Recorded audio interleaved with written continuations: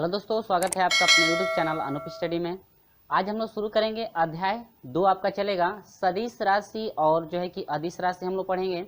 इसके जो है कि पिछले वाले वीडियो में हम लोग जो है कि पढ़े थे मापन, और मापन में सब कुछ बताया गया था। मापन किसे कहते हैं, जो है कि मूल राशियाँ कितनी होती हैं, और जो है कि परिणाम किसे कहते हैं, परिणाम जो है कि फाइंड करने के लिए क्या क्या चाहिए, परिणाम जो है कि क्या क्या मान होता है, परिणाम में क्या क्या मान होता है, यानी कि सब कुछ हम लोग देखे थे। और मूल राशियाँ कितनी होती है, उनका मात्रक भी देखे थे। सब कुछ उसमें जो है कि क्लियर किया गया था कि आपका क्या क्या जो है कि मान होता है। और यदि अभी तक आप उसे नहीं देख पाए हैं, मापन के चैप्टर को आप नहीं देख पाए हैं, तो डिस्क्रिप्शन में लिंक दिया गया है, जाकर आप वहाँ से देख सकते हैं। तो फ्रेंड्स, आप लोग हम आज जो है कि हम लोग शुरू करेंगे जो है कि अध्याय नंबर 2, जो कि आपका है सदिश और क्या अदिश राशि। और ये मैं यहाँ पर लिख दिया हूँ, पहले आपको सिर्फ समझाना है, ज़्यादा कुछ नहीं करना है। और यहाँ यदि वीडियो जो है कि अच्छा लगेगा तो वीडियो को लाइक जरूर कर दीजिएगा, और अच्छा नहीं लगेगा तो अनलाइक भी जरूर कर दीजिएगा। और आप यदि हमारे चैनल पर नए हैं तो चैनल को सब्सक्राइब करके जुड़ जाइएगा। यदि वीडियो अच्छा लगेगा तो ही आप जो है कि चैनल को सब्सक्राइब कीजिएगा, और अपने दोस्तों में शेयर जरूर कर दीजिएगा। चलिए बढ़ते हैं। आपका पहला है, देखिए, भौतिक राशियाँ। भौतिक राशियाँ दो प्रकार की होती हैं। यहाँ पर मैं लिख दिया हूँ कि भौतिक राशियाँ दो प्रकार की होती हैं। पहला अदिश राशि, दूसरा क्या है, सदिश राशि। पहले हम लोग देखेंगे जो है कि अदिश राशि। तो अदिश राशि किसे कहते हैं, यानी कि अदिश राशियाँ क्या होती हैं, देखिए, जिन राशियों को व्यक्त करने के लिए परिमाण परिमाण तो परिमाण की, देखिए, किसी भी राशि का यदि परिमाण आपको बताना है तो उसमें दो राशियाँ मौजूद होती हैं। एक तो पहला होता है संख्यात्मक मान होता है, और दूसरा क्या होता है, राशि। ठीक है, मूल राशियाँ 7 होती हैं। आप लोग जो है कि पहले चैप्टर में पढ़ चुके हैं। तो किसी भी राशि का परिणाम बताने के लिए दो मानों की आवश्यकता होती है। पहला संख्यात्मक मान होता है, दूसरा क्या होता है, मूल राशि, यानी कि जो है कि मात्रक साथ में जुड़ा होता है, उसी को हम लोग क्या कहते हैं, मूल राशि कहते हैं। जिसे मूल्य राशि जो है कि हम लोग जानते हैं कि मूल राशियाँ कितनी होती हैं, 7 होती हैं। ठीक है, तो किसी भी राशि का परिणाम बताने के लिए दो मानों की आवश्यकता होती है। एक तो संख्यात्मक मान, और दूसरा क्या, राशि। उस संख्यात्मक मान का क्या, राशि, यानी कि राशि हम लोग चाहिए। अब देखिए, कहता है जिन राशियों को व्यक्त करने के लिए परिमाण की आवश्यकता होती है, जैसे 5 किलोमीटर, 2 किलोमीटर, 10 किलोग्राम, 25 किलोग्राम, ये पूरा आपका क्या है, परिमाण है। यदि देखिए 25 किलोग्राम है, उसमें से केजी यदि हटा दे तो वह परिमाण कहलाएगा नहीं, जब तक उसके साथ जो है कि मात्रक नहीं जोड़ा जाएगा। ठीक है, यानी संख्यात्मक मान और साथ में क्या, मात्रक भी मौजूद होता है, तब आपका पूरा क्या होता है, परिमाण होता है। ठीक है, अब देखिए, दिशा की नहीं, यानी कि उसमें सिर्फ परिणाम की आवश्यकता होती है, उसमें दिशा की आवश्यकता नहीं होती है। अर्थात हम लोग दूसरी भाषा में कहते हैं कि ये राशियां, यानी कि अर्थात ये जो राशियां होती हैं, कौन राशियां, अदिश राशियां जो होती हैं, दिशा परिवर्तन के कारण, यानी कि हम लोग दिशा उसको भले ही बदल दें। जैसे मान लीजिए हम लोग को जोखना है, जोखते समय हम लोग भले ही पश्चिम और पूर्व के तरफ का जो है खड़े होकर जोखते हैं, यदि दिशा उसकी बदल देते हैं तो उसके भार में जो है कोई भी परिवर्तन नहीं होगा। यही कह रहा है कि यदि ये राशियां दिशा परिवर्तन के कारण परिवर्तित नहीं होती हैं, यदि हम लोग उसकी दिशा बदल देते हैं तो उसकी दिशा जब बदल देते हैं तो उसके भार में कोई भी परिवर्तन नहीं होता है। क्लियर है, यानी कि हम लोग यदि उसकी जो है कि दिशा भी बदल, जैसे ये आपका है ना, यदि ये जितने ग्राम का है हम लोग जोखेंगे तो जितना ग्राम का होगा, क्या यदि हम लोग इस तरह से जो है पश्चिम और पूर्व की तरफ का यदि जो रख करके हम लोग जोखते हैं, क्या इसकी यदि दिशा हम लोग बदल दें तो क्या इसके भार में कोई अंतर होगा, नहीं होगा ना। तो वही आपका कह रहा है कि दिशा के परिवर्तन के कारण परिवर्तित नहीं होती, यानी कि बदलती नहीं होती है, तो उसे जो है कि अदिश राशियाँ कहते हैं। समझे कुछ, चलिए आगे बढ़ते हैं। जैसे लंबाई हो गई, दूरी हो गई, भले ही लंबाई की दिशा हम लोग बदल दें, जैसे पूर्व से पश्चिम की तरफ यदि नापते हैं तो उसी लंबाई को यदि घुमाकर हम लोग नाप दे दूसरे, यानी कि उसी लंबाई को जो है दिशा बदल कर यदि नापते हैं तो उसके भार में कोई परिवर्तन, उसके जो है कि मान में कोई परिवर्तन नहीं होगा। सपोर्ट दे, देखिए, ये मान लीजिए जो है कि यदि यह 7 सेमी का हो, सपोर्ट दैट, ठीक है, यदि यह 7 सेमी का हो, यदि हम लोग इस तरह से यदि रखे हैं तो यह 7 सेमी का है, क्या इसकी यदि हम लोग इस तरह से दिशा यदि हम लोग इसको बदल दें, क्या इसकी लंबाई में कोई परिवर्तन होगा, नहीं होगा ना। तो वही कह रहा है कि यदि दिशा को परिवर्तन यानी दिशा बदल देते हैं तो उसके मान में कोई परिवर्तन नहीं होता। क्लियर है, चलिए, उम्मीद होगी कि आपको समझ में आ गया होगा। जैसे लंबाई है, दूरी है, द्रव्यमान है, क्षेत्रफल है, समय है, चाल है, यानी समय समय भी है ना, समय को कितना दिशा यदि बदल दें, यदि घड़ी है, यदि मेरे पास एक घड़ी है, ऐसे यदि हम देखकर जो है कि इसका जो है कि समय देखते हैं, यदि क्या हम लोग दूसरी दिशा में यदि घूम जाए तो क्या इसका समय बदलेगा? नहीं बदल सकता है। ठीक है, तो ये आपका हो गया समय, चाल, चाल, कार्य, ऊर्जा, दाब, ताप, घनत्व, आयतन, विद्युत धारा और क्या आदि। ये जो ऐसे मान हैं जिन जो है कि ये क्या होते हैं? अदिश राशियां होती हैं। ठीक है, यानी कि इसका परिमाण बताने के लिए दिशा की आवश्यकता नहीं होती। अब देखिए इसका है कि व्यक्त करने के लिए क्यों, हाँ, परिणाम की आवश्यकता होती है लेकिन दिशा की आवश्यकता नहीं होती। ठीक है, अब देखिए सदिश राशि, सदिश राशि का मतलब यह हुआ कि इसमें जो है परिमाण यदि जब भी आप बताएंगे उसमें क्या बताएंगे? दिशा भी बताएंगे।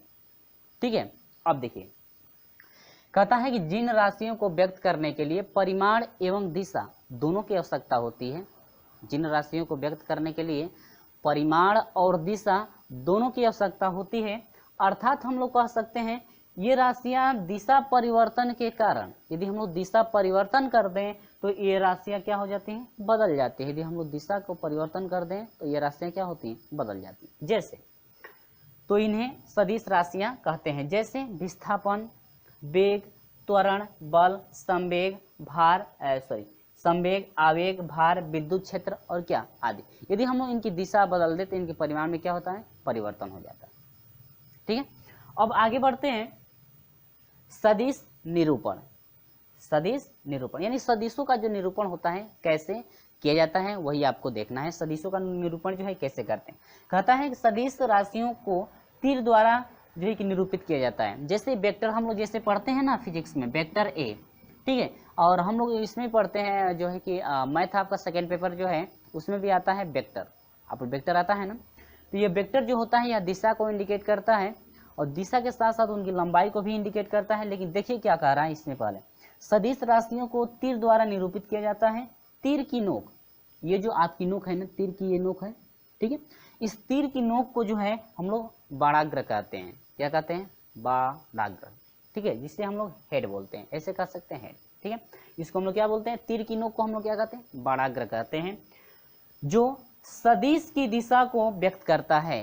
किसकी दिशा को व्यक्त करता है? सदिश की दिशा को व्यक्त करता है। ये इंडिकेट करता है कि इसमें भाई दिशा है, इसमें क्या है? दिशा मौजूद है, व्यक्त करता है। तथा तीर की लंबाई, अब देखिए ये जो बाणाग्र है, ये बाणाग्र जो है दिशा को तो इंडिकेट करता है, लेकिन जो बाणाग्र की लंबाई है, यानी कि जो तीर की लंबाई है, बाणाग्र की लंबाई नहीं, जो तीर की लंबाई है, यह इंडिकेट करता है क्या? सदिश के परिमाण को व्यक्त करता है कि परिमाण जो है कितने का है। परिमाण की जो लंबाई है, सदिश की जो लंबाई है कितने की है। जैसे तीर है ना, तो इसकी कुछ लंबाई होगी कि नहीं होगी, तो यह इसका क्या कहलाता है? परिमाण। यानी कि ए का यह क्या बोलेगा? परिमाण, और बाणाग्र दिखाता है कि भाई ये क्या है? दिशा है, इसमें सदिश राशि। ठीक है, सदिश ए, यदि सदिश को हम लोग लिखना चाहते हैं तो इसको बोलते हैं वेक्टर ए, यानी कि ए के स्तर पे क्या तीर हम लोग लगा दें। जैसे आपका कोई मान बी है, बी जो है ऐसे मान लीजिए हम लोग ऐसे कोई इंडिकेट किए हैं, ये जो लंबाई है ये बी है, मान लेते हैं इसमें सदिश है तो इसके सर पे क्या लगा देंगे? वेक्टर ए, यानी कि वेक्टर इस बी के जो है सर पे हम लोग तीर लगा देंगे तो इंडिकेट करेंगे क्या? वेक्टर बी, यानी कि यह कैसी राशि है? सदिश राशि। ठीक है, क्लियर है। और तीर जो है दिशा को इंडिकेट करता है, जो तीर की लंबाई होती है वो क्या इंडिकेट करता है? यानी कि सदिश के परिमाण को इंडिकेट करता है। इतना क्लियर है। यदि वीडियो अच्छा लगता है तो वीडियो को एक लाइक जरूर कर दीजिएगा, और वीडियो अच्छा नहीं लगता है तो अनलाइक भी जरूर कर दीजिएगा। चलिए बढ़ते हैं, जो है कि अगला टॉपिक क्या है जरा हम लोग देखते हैं। ठीक है, अगला टॉपिक हम लोग चर्चा करेंगे सदिशों का योग।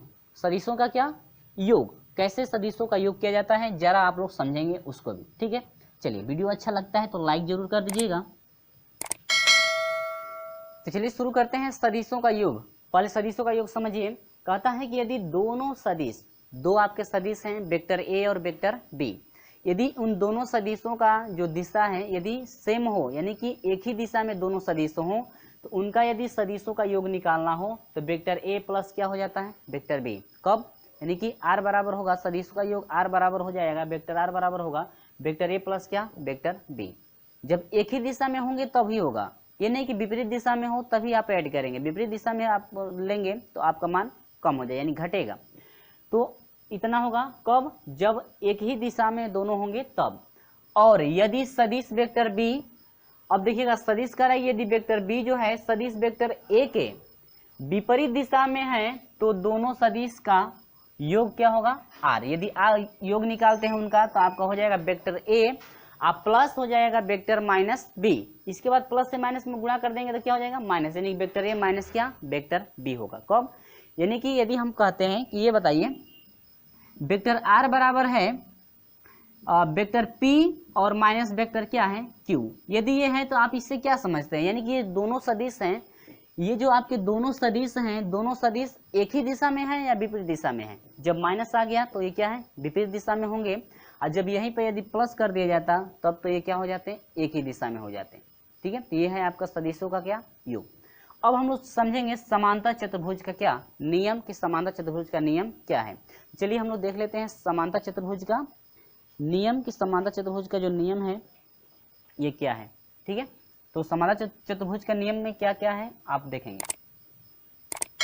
तो चलिए देखते हैं जो है कि समांतर चतुर्भुज का नियम। ठीक है, ये जो है कि आपका इम्पोर्टेंट है और इसको आप लोग याद रखेंगे, क्योंकि जो भी आपका क्वेश्चन चलेगा इस अभ्यास में, इस अध्याय का जो भी अभ्यास वाला क्वेश्चन चलेगा सेम जो है कि इसी प्रोसेस पे चलेगा। आप इसको याद रखना है, आपको ये फार्मूला है आपका और ये फार्मूला है और ये आपका जो है कि तीन फार्मूले पे जो है कि आपका पूरा प्लस जो है प्रश्नावली जो है कि समाप्त की जाएगी, यानी कि इन्हीं फार्मूलों का अधिकांश तौर से उपयोग किया जाएगा, आप लोग इसे याद रखेंगे। ठीक है, चलिए समांतर चतुर्भुज का नियम क्या है, कहता है कि दो सदिश वेक्टर ए और वेक्टर बी, कहता है कि दो यदि सदिश हैं वेक्टर ए है और क्या है वेक्टर बी। देखिए ये दो सदिश हैं, ये वेक्टर ए का है ये वेक्टर ए का है और ये किसका है वेक्टर बी का, परस्पर थीटा कोण बनाते हैं। और देखिए वेक्टर ए जो है और ये वेक्टर ए जो है और वेक्टर ये क्या है बी, इनके जो बीच का ये पूरा जो एंगल है यहाँ से यहाँ तक की बात हो रही है। ठीक है, ए और बी यहाँ तक से यहाँ तक है ना, तो पूरा एंगल जो है कितने डिग्री का है थीटा डिग्री का है।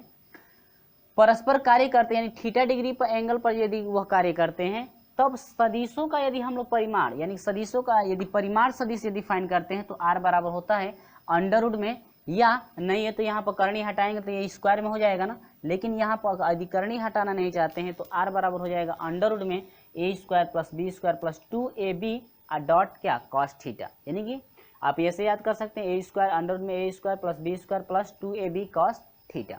क्लियर है, कब जब दो सदिश हों ए और बी और इनके बीच का कोण थीटा डिग्री का या आपका मान दिया हो तब आपका जो है कि परिमाण सदिश यदि निकालना है तो आर बराबर इस फार्मूले पर हम लोग निकाल लेंगे। ठीक है, अब देखिए इस फार्मूले को आप लोग याद रखेंगे।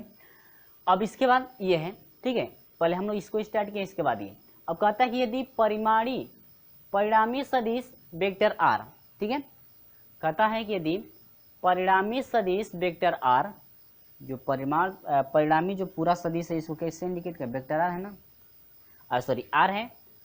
अब देखिए इसके सर पे यदि वेक्टर लगा देते हैं तो इसका जो है कि लिखने की जो आवश्यकता नहीं है, वेक्टर ये खुद जो है कि परिमाण को इंडिकेट करेगा। ठीक है, अब परिमाण हो गया ये वेक्टर आर सदिश वेक्टर ए के साथ यदि अल्फा कोण बनाता है। अब देखिए ये जो परिमाण वेक्टर आर है ये जो आपका मान है ये वाला एंगल, ठीक है, ये वाला जो एंगल इसके साथ बन रहा है और यदि अल्फा कोण बनाता है, ठीक है, तो उस समय टेन थीटा बराबर हो जाएगा फार्मूला बी साइन थीटा बटा में क्या ए प्लस बी कॉस थीटा। ठीक है, इस फार्मूले को भी आप लोग याद रखेंगे। अब तीसरा है यदि दो सदिश वेक्टर ए वेक्टर बी परस्पर लंब हैं, यदि दो सदिश हैं परस्पर एक दूसरे के लंब हैं तो हम जानते हैं कि यदि दो रेखाएं एक दूसरे के लंब होती हैं तो वहाँ पर जो है कि उनके बीच कितने डिग्री कोण बनता है 90 डिग्री का ना, तो उस समय आपका होगा वेक्टर आर बराबर हो जाएगा अंडर रूट में a square plus b square. ठीक है, यानी कि ये जो मान आपका है ये टोटल मान आपका क्या हो जाएगा 0 हो जाएगा, सिर्फ आपका बचेगा आर बराबर अंडर रूट में ए स्क्वायर प्लस क्या बी स्क्वायर। क्लियर है, तो फ्रेंड्स ये रहा आपका कुछ प्रोसेस रहा जो हम आपको जो है पहले भी इसलिए बता दिए हैं ताकि आप याद रखेंगे जब अभ्यास शुरू किया जाएगा अगले दिन तो आपको जो है कि आसानी से समझ में आ जाए। तो आप जो है अधिकांश तौर से इन फार्मूले को यानी कि इन जो है तीनों फार्मूलों को आप लोग याद रखेंगे, इसी फार्मूले पर जो है कि अभ्यास शुरू किया जाएगा। तो फ्रेंड्स आपको वीडियो कैसा लगा है, वीडियो अच्छा लगा है तो लाइक जरूर कर दीजिएगा और अपने दोस्तों में शेयर भी कर दीजिएगा और इस तरह से हमारे साथ जुड़े रहेगा प्रत्येक दिन सुबह 6 बजे और अभी तक हमारे साथ जो है कि नहीं जुड़े हैं तो चैनल को सब्सक्राइब करके जुड़ जाइएगा, साथ में बेल आइकन को प्रेस भी कर दीजिएगा ताकि समय से आपको हमेशा नोटिफिकेशन मिलती रहे। तो चलिए फ्रेंड्स, मिलते हैं आपसे अगले वीडियो में। अगले वीडियो में आपका जो है कि अभ्यास शुरू किया जाएगा और इन फार्मूलों को आप लोग याद रखेंगे, क्योंकि इसी फार्मूले पर हम लोग जो है सोल्यूशन करेंगे। और सोल्यूशन करेंगे जब ये फार्मूला याद नहीं रहेगा तो आपको समझ में आने वाला नहीं है। तो चलिए फ्रेंड्स, मिलते हैं आपसे अगले वीडियो में, तब तक के लिए बाय बाय।